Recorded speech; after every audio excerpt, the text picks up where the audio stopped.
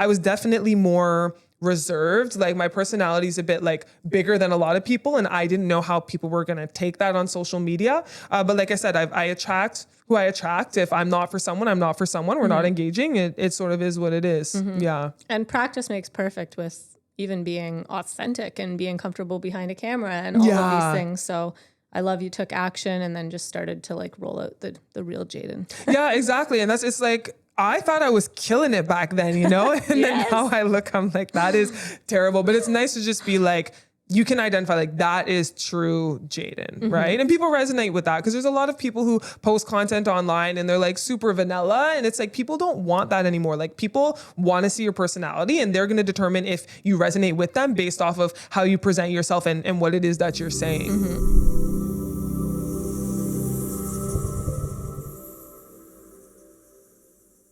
So we're going to close our eyes and you're going to breathe in. Deep inhale through your nose. Hold it. And exhale through your mouth. And then we're going to do it one more time. Deep inhale through your nose. Let your whole rib cage expand and hold it. And out through your mouth. And I want you to think about something that you're grateful for, just a moment of gratitude that comes to you as you open your eyes, and just share with everybody what it is you're grateful for. I would say even just us doing the breathing exercise, like literally just being here, being able to breathe, So my health, I would say my family, and then my friends. Okay. So the people around me is what I'm most grateful for. Okay. So Jayden Kennedy is a dynamic real estate broker based in Oshawa, Ontario, out of this office, Keller Williams Energy, with a passion for empowering clients through financial literacy and property ownership.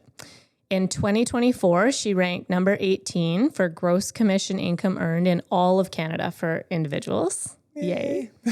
She's born and raised in Durham region, and she has deep roots in the community and a strong commitment to service. She specializes in both resale and pre-construction properties, helping buyers and sellers achieve their real estate goals. Beyond her brokerage work, Jayden is a former professional volleyball player and sought-after speaker, known for her engaging social media presence, where she educates and inspires her audience about real estate and wealth-building strategies. Her dedication to bridging the gap between financial literacy and real estate acquisition has made her a top performer in the industry. Wow, good job. Yes, that was a good synopsis. I would just say if we go like before real estate, I've always been a very competitive person. So I played sports at a very high level, started with soccer, played at a high level there, then switched to volleyball. I was lucky enough to get a few full ride scholarship offers, ended up playing in California, was lucky enough to play, like you said, professionally overseas. And then I came home and I started a sales job. And that's sort of where I realized that I was decent at sales. So I worked at Enterprise Rent-A-Car. I was one of the top sales in Canada. Then I switched over to the tobacco industry, was also top sales there. And then I switched over to real estate. So I think that the competitive drive and like the ability to succeed comes from sports and sort of how I grew up for sure. Yeah. And it's really amazing. I've seen and witnessed a lot of people with solid track records who really also excelled in sports, competitive. Yes. So it seems to be a thing. So if there's 100%. A tip for viewers here, it's like, get your kids plugged into sports. 100%. And teamwork. And like I always say to people, it is very easy for me to identify if someone used to play competitive sports. It's like their mindsets, the way they even just like conduct themselves is very unique. Yeah. And I appreciate those people. I do too. Okay.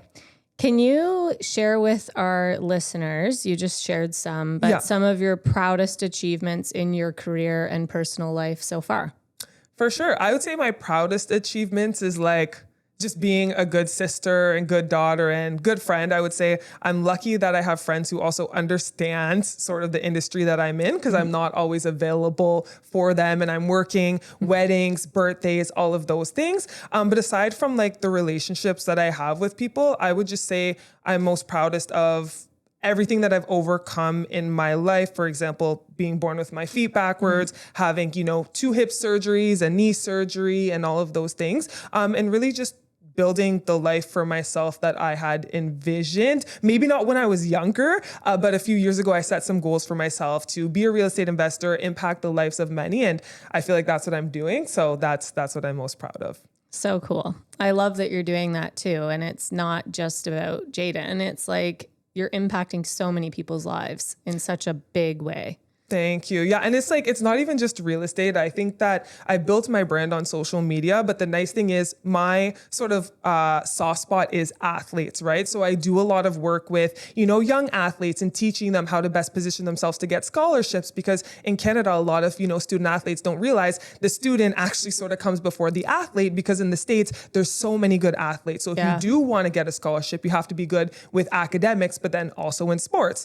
And then I have conversations with, professional sports teams, and I teach them about financial literacy and real estate, because there's a lot of, athletes who came from no money and now they have millions of dollars and they don't know how to use that money. So I am very passionate about helping them. And then I also talk to a lot of people who are going to retire, because something that's not really discussed is life after sports. You know, when I was born, my dad was a professional basketball player. My dream was to play in the WNBA. Right? And then I switched to volleyball. I wanted to be a pro volleyball player, and I thought I was going to play pro for life. But then you realize, you're not going to be a professional athlete for life. What is it that you are going to do after sports? So I, of course, try to sell real estate to people. Like, it's a great industry to get into. But I think that sports has really just given me the opportunity to further support everyone. Like, I don't know if you saw, I emceed the banquet of my old volleyball club the other day. And it's just like, whatever I can do to sort of give back to the athletic community, I try to do, because I wouldn't be where I am today if it weren't for the coaches that I had and really the community that built me to who I am today. That's awesome. And I love that you point on the grades matter and the academics matter, because there are a lot of talented kids, and then they just kind of go, no, I'm so good at this, I don't care about school. So I'd love to hear a little bit about that. Like, what would you recommend to parents or kids in that position? They're now in grade 9, 10, really talented.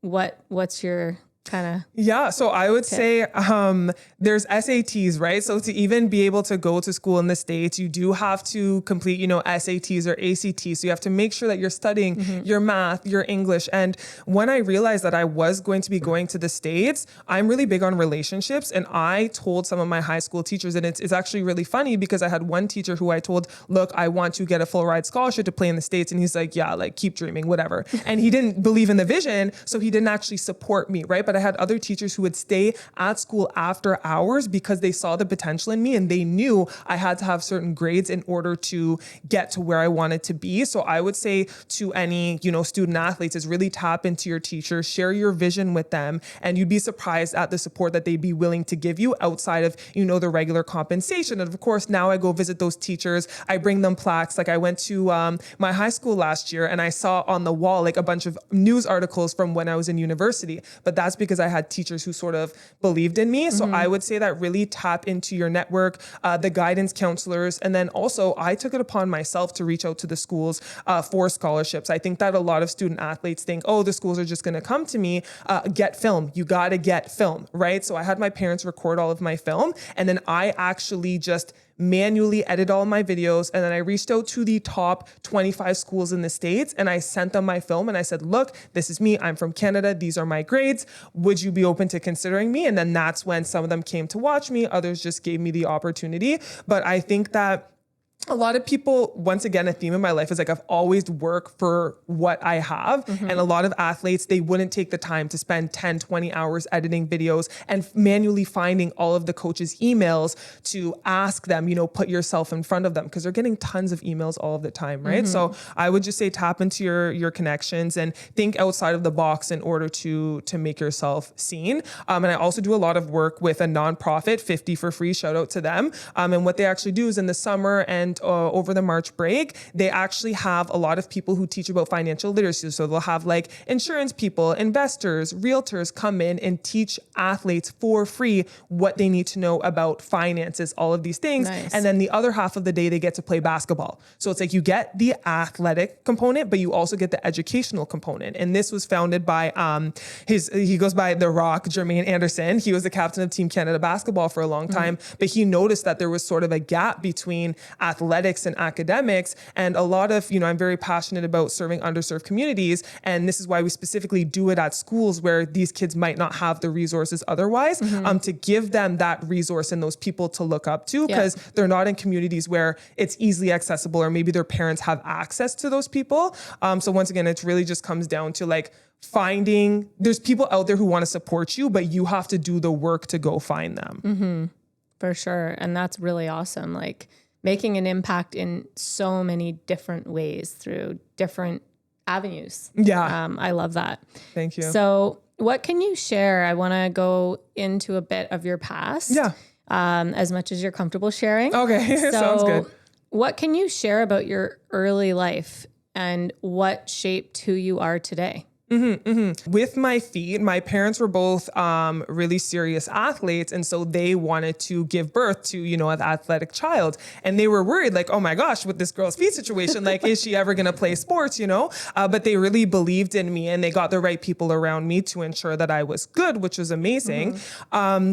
But my dad was actually an immigrant. He came here to play basketball at a university. And my mom actually had me when she was 20. So imagine having a 20-year-old mom in school and an immigrant dad in school. Like there's not too much money, right? So they're getting support from other people. And when I was younger, I feel like I never knew that we weren't like in the best situation, because they did what they could to make and meet. Cuba. Okay. Cuba. Yeah. And he came with literally nothing. Wow. He just like defected, left. And so I was in a situation, where we weren't living in the best areas. We did eat a lot of like rice. I always joke now, people are like, how are you so tall? I'm like, I just ate a lot of potatoes when I was younger, So it's like those little things you don't realize. But I think that as I got a little older, my parents are no longer together, but I did see that my biological father had really bad money habits, and I knew the situations that he put us into, and I knew that I would never want to put my family in that situation. But like things that I reflect on now, for example, is like in elementary school, we would have, a lot of kids, they would go to Walmart and get like the new pencils and pens and backpacks and all of those things. And like my most exciting time was the day before school would start. I would grab all of my old pens and pencils and I would sharpen them, and I would get Lysol wipes and I would literally clean them off. And like, those were my new pens and pencils, right? So it's like those things, my parents couldn't afford to give me all of those new things. But when I reflect now, I'm like, oh my gosh, like these are things that, I feel like I took for granted a little bit. Just small things like that. So now fast forward to where I am today, it's just really interesting to see. My mom didn't have a lot of money, but she did what she could to make ends meet. They put me in sports, thankfully, and that's sort of how I got to where I am today. But now I'm at a point where I can sort of do what I want when I want to and not have to think about the money. And for my mom, it's still a little bit like, oh my gosh, Jayden, like, are you sure you want to spend this much on something? But I'm like, Mom, don't worry. Like, it's all relative. So I think that it's really cool to see sort of where I've come from and take what I've seen and not become sort of like a victim of my circumstances, and sort of leverage what I've experienced to really build a foundation for what I know I want my life to look like. And now my brother, like, he's 22-ish, but it's like I can go and buy him random stuff and, just enhance his life here and there because I have the means, to do that. And even my dad, my stepdad, he retired a few weeks ago, and I was able to give them a really cool retirement gift like that my mom would have never been able to dream of, because when she was 20, I don't think she would ever have thought to have me like be where I am today, but it's because of her support on the back end that I've been able to get to where I am today. I'm sure that she's very proud of you. She tells me all the time. And that's like a blessing too, because I know there's a lot of people who might not have the best relationships with their moms, or, they're not around. But my mom she's amazing. She's like my biggest fan. She literally messaged me yesterday. She's like, I'm so proud of you. So like I could ask her to go run down the street naked with my sign, and she would do that because she loves me, that much. So it's a blessing. And I think that everything that we went through some really traumatic stuff together. So I think that has sort of brought us closer together in general. So for parents out there, because I've touched on this in other episodes, I'm really hoping that because you are the product of someone who genuinely loved, cared, and supported you in life's journey. Yeah. If you can look at yourself as a child and what it was that she did, what actions of love did she show you? Can you share some of those with me? Like, what are some of your deepest, fondest, love-filled memories? I think it's just affirmations. Like, one thing about me, my mindset now is like, if I say I want to do something or I'm going to do something, like, I'm going to do it. It's not a question. It's not like, of course I manifest, but it's like, I know I'm going to do it. And I think that my mom, when I was younger, I would tell her whatever it is. And she'd be like, you know what? I stand behind you. You're going to do this. The doctor, when I had to have 2 hip surgeries, they said, hey, you're probably not going to be able to play sports anymore. And I was in a wheelchair and I told my mom, I'm like, I am going to switch from soccer to volleyball. And my mom was like, all right, you're going to switch from soccer to volleyball. And she signed me up for volleyball. And then I was able to get a scholarship. So I think for me, it was like, in her eyes, there's literally nothing I cannot do, right? So I think that's huge for parents, is just to instill confidence in your children. When I was younger, I was bullied a lot, right? And I think that sort of built me into who I am today. I actually don't care what other people say about me, right? Like, you either like me or you don't. I'm a very nice person, but I think that the support that she gave me when I was younger, it's like, when people are mean to me now, it's like, my mom always instilled, don't think about what other people care about, say about you. It's like, that's a them issue. So I think just her instilling like confidence in me that I am literally like Iron Woman, I can do whatever it is amazing. And if you are struggling to make ends meet, it's like, she did what she could to hide all of that from me, right? Okay. So I would just say that. And if you are in, a relationship, I think one of the best things that she did was have the strength to leave, my biological father, right? And for me, was like seeing what a strong woman looks like, because she could have stayed in that cycle, that very toxic cycle that would have, I don't know where I would be today if we had have stayed in that family dynamic. So I would say that those are a few of the things that she did that really made a difference in my life.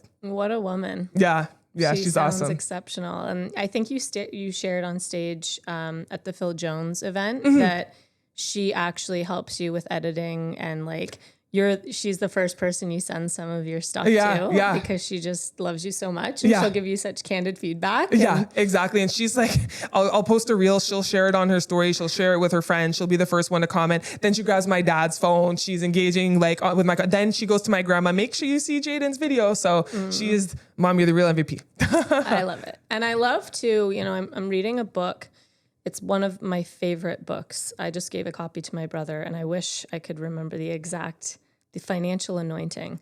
And it talks a lot about an abundance mindset, being fruitful and multiplying, ask and it shall be given, all of these concepts in such a powerful way. And I think the author's last name is Shuttleworth, Jonathan Shuttleworth. If I'm saying that wrong, we'll have to edit it out after. But fair enough. It's such a brilliant book. And what I love about your story is, even though you came from, humble beginnings, you have this abundance mindset now. You're not in fear of lack, even though you experience some of that. Yeah. And so I think that's really incredible as well, how you have turned your whole mindset around, and don't go, I have to save all this that I have in the bank, and I'm not going to bless my mom and her husband. Yeah. And you just give them an extravagant retirement gift. I love that you are operating in that way. It wasn't easy at the beginning, I would say, but then like it comes a point where it's like, what's the point of making money if I'm not going to enjoy life, right? And I was actually talking to someone,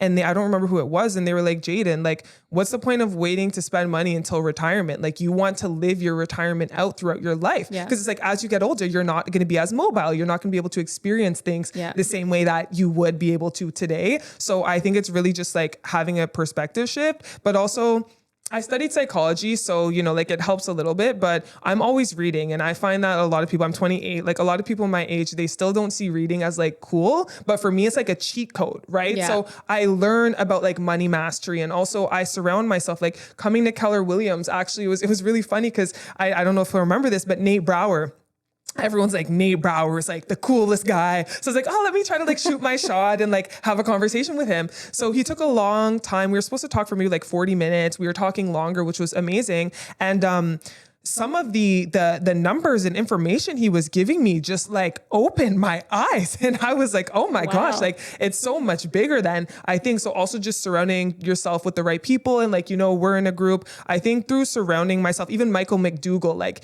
he is so big on, he's actually the reason why I went on my most recent vacation. He's like, Jayden, you work your ass off. Like you need to go take a break because if you do not feel good physically, you're not going to be your best self for your friends or your family. Yeah. So I was like, Bobby actually gave me the recommendation for the hotel, but it's like those things I would have never have thought years ago of like doing, but it's like, I need to invest in myself, both 100%. mentally, physically, emotionally, now spiritually, right? Because I'm building my relationship with God. Yeah. Shout out to God. Like it will really just bring a more fulfilling and like, a more fulfilling life. Yeah, it is so important. And it's something often overlooked. I think, especially in this industry, because every transaction is often the largest transaction that your client's ever going to make. So we take it very seriously. Yeah. And when you operate at that intensity, it's so important to block time for you to recharge. And did it work? Did you feel like fully oh my gosh, yeah, ready? It was crazy. I was like, I came up with so many business ideas. Like I was so rejuvenated, but I'm still working on changing that mindset because I am so I am obsessed with working. If I'm not working, I feel lazy, which is like something that I am working on. So for me, it's like I had to book that vacation and block it off because I kept saying, I'm going to do it on this day. And then stuff keeps coming up. And it's like, no, you have to book it and your clients will understand. Like our clients are real, regular people. They understand that I'm a real human being too. Yeah. And they're like, Jayden, go take that trip. I was like posting selfies. All my clients are like, yes, living your best life. We love this for you, right? But it's like just changing that mindset of like, I don't always have to be on go. And like clients are okay with me taking time for myself. So that's a big step I took this year. I love that. And it's that athletic mentality. You're constantly going. Yes. And this trip, I actually didn't do a lot of work because usually on trips, I do a lot of work. But this time I was like, let me just read and chill and eat food. I love it. So it was a good trip. That's amazing. And as you go deeper into your faith walk, I think what you're going to find is you're going to really plug into that source and be like, whoa. It's so crazy. Did I just hear the voice? Yes. No, it's like there's honestly, God is putting so many signs everywhere. It is so crazy. But I will also say like real estate is what brought me closer to God because I am literally seeing these miracles that he is working for some of my clients. And it's through their relationship with God that like these things are happening, right? So my clients are like, Jayden, like, thank you, thank God. And even we're going into houses with their families when they move in and they're like, thank you, God, so much. Let's bless this house. So I was almost like, what am I missing? You know, because when I grew up Catholic. And so I was forced to go to church. I was forced to do like weekly mass, all of these things. And I just felt like I was being put in a box, you know? So then I would start like going to McDonald's during mass and all of these things.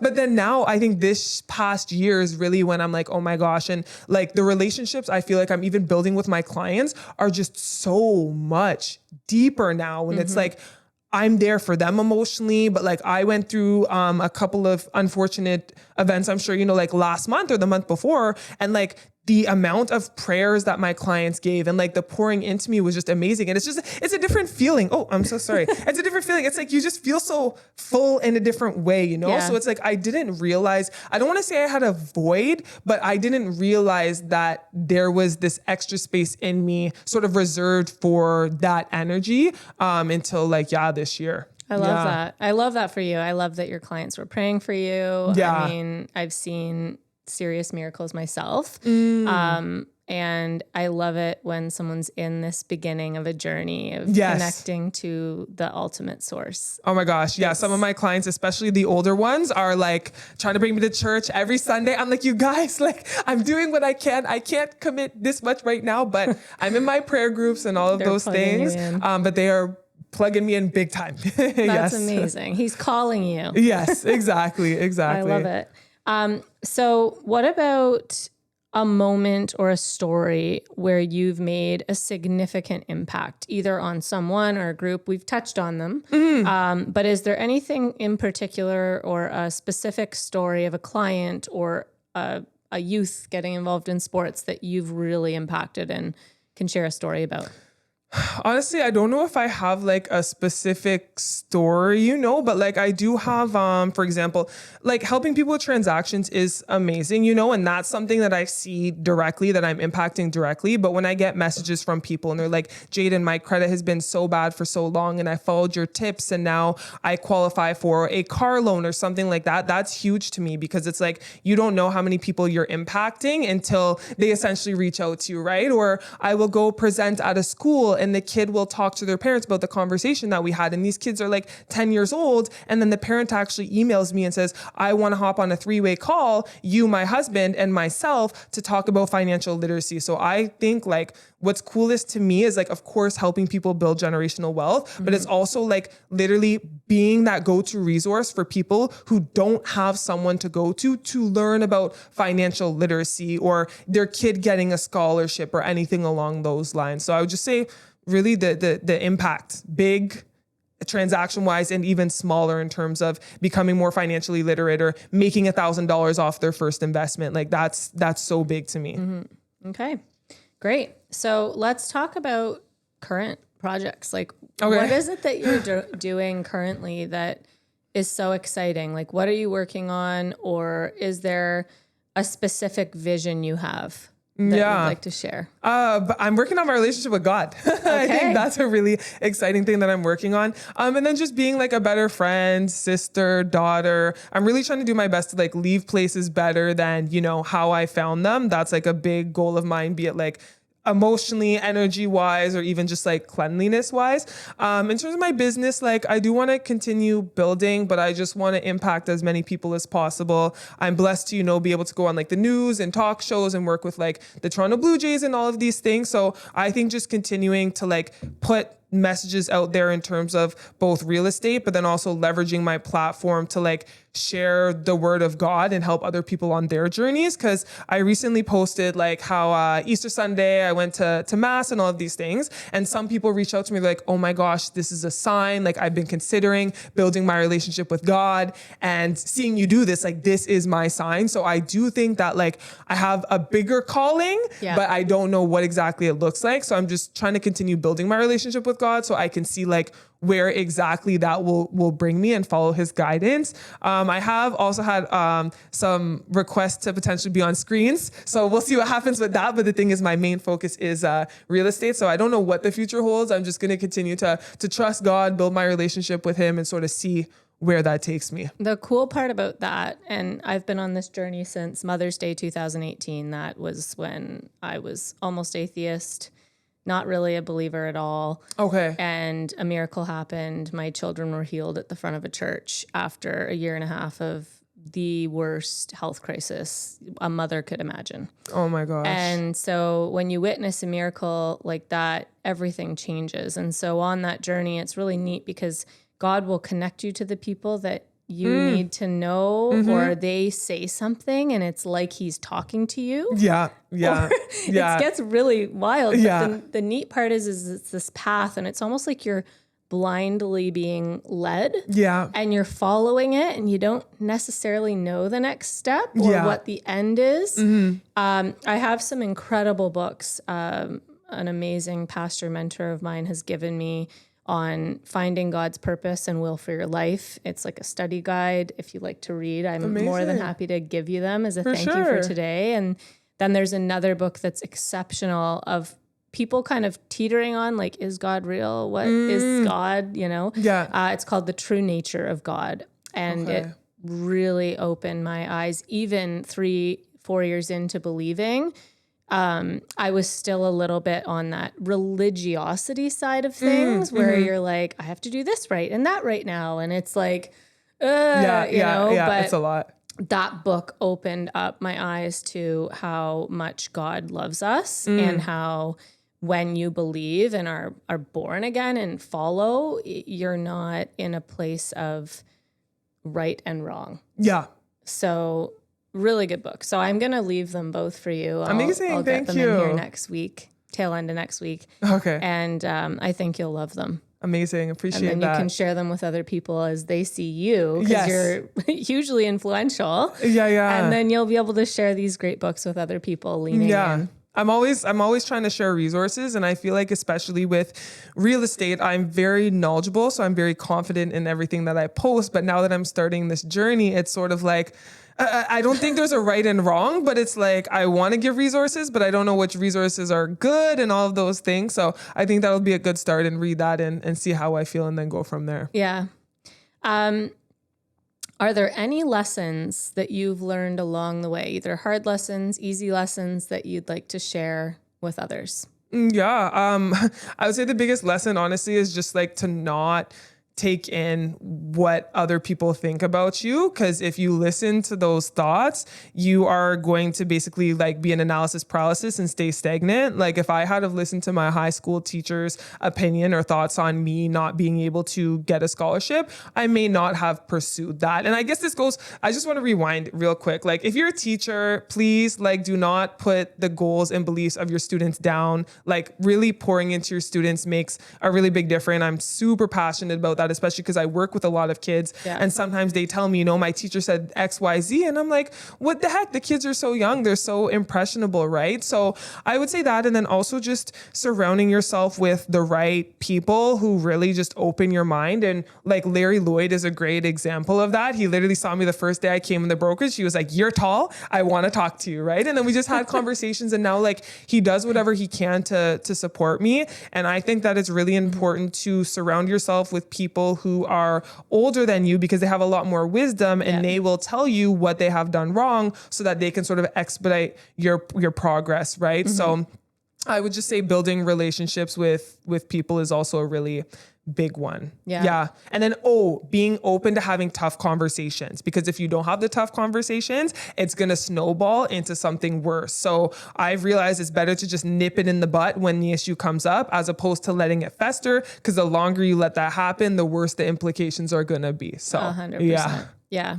No, for sure. Mentorship, wisdom, it's all so good. And I guess from another tall person like Larry. Yeah, exactly. I love that he said that. You're tall. Come talk to me. Yeah, exactly. He's such a great mentor also in my life. Like he's actually why I became the OP of this location. Oh, wow. He put my name forward to Chris when he sold energy, and I was in the interview process. And then actually that was a God thing, because I had just had my third son when Larry contacted me, and I was like, I'm already running 2. I have 3 children. Like, are you guys nuts? Mm-hmm. And I prayed, and I was like, God, if this is what you want, great. Keep the door open. If you want me to close this door and focus on other things right now, close the door. I think there were a bunch of candidates, and then it just ended up to be. Bingo. So the power of prayer and having wise people like Larry in your life are good things, because he's a connector. Yeah, when I'm older, I want to be like Larry. 100%. Like he's just so connected. Everyone respects him. He goes, plays golf, lives in Arizona when he wants to, but he's always there. Like I FaceTimed him at like 8 p.m. 2 days ago, and he answered. It's just like he is that guy who is always there for you, especially when you need him. Yeah, I love him. Okay, so with so much going on, obviously you've got a lot of people messaging you all the time. Mm-hmm. How do you remain authentic in your work and interactions? Honestly, once again, it goes back to like not really caring. Like I used to be like, I have to respond to people within like 10 minutes or it's unprofessional. And now it's like just understanding that I'm okay if it's within 12, as long as it's same day, like I am okay with that. So just like giving myself a bit of grace to be a regular human being as opposed to operating like a robot has really helped keep me like sane. And then also just focusing on my growth so that I can remain grounded and I can be my best authentic self and like understand how to deal with like conflict and stressful situations and stuff like that. And then I just think like tapping into social media really quickly, like when you are your authentic self online, that's when you start to attract people who are similar to you and have similar beliefs offline. So a lot of the clients that I work with, we are very similar in terms of our values, etc. And I find that, I mean, I'm 28, but like, as you get older, your circle gets smaller, right? Yeah. But I find that my circle is almost starting to grow a little bit because the people that I'm meeting, they're homeowners, they're investors, they have sort of similar mindsets, similar personalities. So I think that just by putting out like my authentic self into the public, I've started to attract a lot of people who like me for who I am and sort of support everything that I'm doing. And I love that you lead that way, because often people can care too much about what people think, and then they show up differently. So at the beginning, did you have trouble being authentically you online or not really? I would actually say yes, because the thing is, I was switching. I was worried. I had like 1,500 followers, but everyone knew me as like Jayden, the volleyball player, and I'm like sort of goofy, right? So I wanted them to see like Jayden, the realtor, now that I'm serious. And so it's so funny because I watched like old videos of me, and I was literally like sitting. I'm like, this is the Durham region real estate market update. Like, it was just so awkward and cringe. Like, those are never being shared to anyone. But it's just like, yeah, if I had to continue to post content like that, I wouldn't be at like where I am today. Like, I just looked so awkward. But that also goes to like, literally, if you have a vision, like, just get started. It doesn't have to be polished. And if I wasn't putting in those reps then,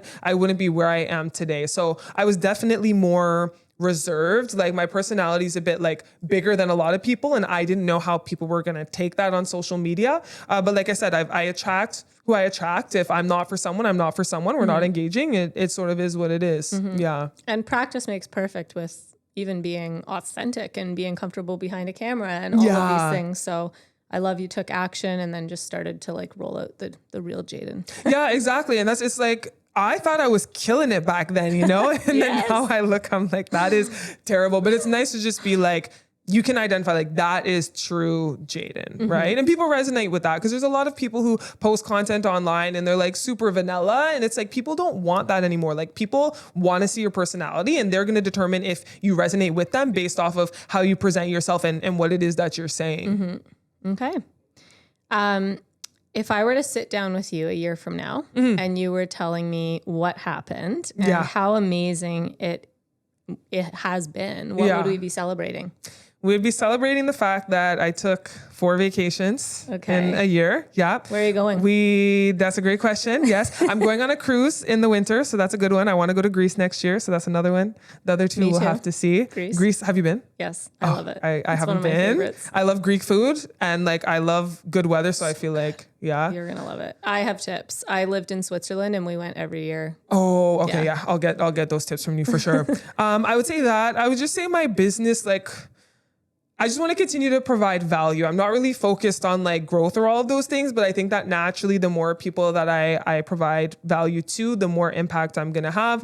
And then hopefully, like, something that I'm not the best with, and you asked me about my morning routine. When we talk about building my relationship with God, it's like, hopefully, you know, I'm going to come in, I'm like, yes, I'm strong, you know, we're like this. Because right now it's like, I wake up, I have my morning routine, and I'm like, okay, I'm going to like read and pray at the end of the night. And then the end of the night comes and I'm like, oh, I'm tired. I'm sorry, God, I got you tomorrow. And then tomorrow comes and I'm like, I got you at night. And then I got you tomorrow. Right. So it's like, I've been talking to people and they're like, you shouldn't just like designate one specific time in your day to build your relationship with God, right? So I'm trying to work, like, one of my clients, she made me a list of prayers that I should say before I drive and then when I'm done driving. So I always remember like to build and communicate with God. So I just think, yeah, having a stronger relationship with him, that's really my main goal. Cause I feel like once I have that, like everything else will fall into place. So that's like something I would be excited about. Yeah. Are you open to a little tip? Yeah, for sure. So in the morning when I wake up, because I have 4 kids, sometimes they're beside me. And if I like move too quickly, they'll wake up. So yes. I lay there and I usually start my morning before my workout with just a prayer of like gratitude, and it's not formal. It's literally like I'm having a conversation with God. Okay. But what that does in my mind is it sets that he's in control and I can talk to him throughout the day. So if I'm going into something or going to talk at an event or looking for a parking spot, I'm like, hey, Lord, I'd love a parking spot nice and close. And then the car will pull out like the coolest stuff. And God's funny. So like you can have God. He wants a relationship with you. So that morning quick trigger gives me the flow into that conversation all day. Okay. Interesting. Just sort of the start of like, and it doesn't have to be crazy or long or like read the Bible for an hour or whatever. It's just baby steps, right? Yeah. So that's a good tip. So, I think starting my morning with that, especially because I'm working out. It's like a lot of the time I'm on the treadmill. Like while I'm on the treadmill, just, you know, talk to him for a couple minutes, you know, so we'll see. But I appreciate that tip. As you're continuing to evolve, what values remain central to who you are? Things that maybe you grew up with or... Yeah, I would just say respecting other people. Like that's really big for me. Sure, you know, as the business grows and all of that stuff, like I just want to continue to remain grounded and really focus on the relationships that I have with other people. And then also just to continue to give back, because if it wasn't for my volleyball coach, I only played soccer. I'd never played volleyball, and he had a very high level team. And he's like, you know what? I don't care if we even lose every game. I want you to be on this team. I want to develop you, and you are going to play professional volleyball one day. So it's like just, really giving back to the community is something that I'm trying to do. Okay. Is there anything that we haven't discussed that I haven't talked about with you that you'd love to just give us a snapshot of going on in your life, your world, anything that's happened recently or coming up? Honestly, not really. We did a good job. We went through a lot, and like I was sort of saying, it's nice to be on a podcast where it's like people are actually learning more about me, and me not like regurgitating the same things with like different people and every time, and then sharing the same things on my platform. So it's nice that it's something different. Oh, good. I'm glad you've enjoyed it. I've enjoyed, getting to know more about you. I think that it's cool. I think it's opening up a world or a lens into who you really are. And that's honestly why people choose you and want to be around you. It's authenticity. So thank you so much for being on this. And I can't wait to see what your next plans are for your next trips and all the amazing things ahead for you. And most importantly, your journey with God. I'm going to be zoning right into that. Seeing what goes on. I can't wait to hear about all the cool miracles and laughs that you have along the way. Thank you. No, thank you so much for having me and for creating the space. And once again, for enabling your guests to like literally just be themselves and not talk about like something super structured. It's a really cool, safe space that you've created. So thank you for that. Yeah. I usually end with one question, and it's, how could I help you in any way, shape, or form, or connect you to? Who could I connect you to for something that might help you on your journey? I mean, if you can connect me with LeBron James, so I can pick his brain, that would be great. But I think that you're doing something similar. You are connecting me with a lot of people in your network, which I appreciate. So I think I'm just going to continue to tap into those connections and see where they bring me. Because I think I have, if you talked to me this time last year, I may not have felt that way. But right now I feel like I have so many different people's brains that I could pick. But I want to talk to them, slowly, because the issue is I don't want to take this from Jamie Lee and this from Luke and this and just start like overthinking and stressing myself out. So I think as of right now, you've done a good job with providing me with a good amount of resources for sure. All right. If there's anyone ever or a platform or anything that can be a plug-in, just let me know. Okay. Sounds good. Thank you so much. Well, thank you so much, Jayden. And Jayden can be found on Instagram, of course, and many other platforms. So would you like to share where they can find you? Yes, you guys can find me on at Jayden Kennedy Real Estate on basically anything. Facebook, Instagram, LinkedIn, all that stuff. Amazing. Thank you so much for your time on the Real Stories podcast. Thank you. Bye, guys.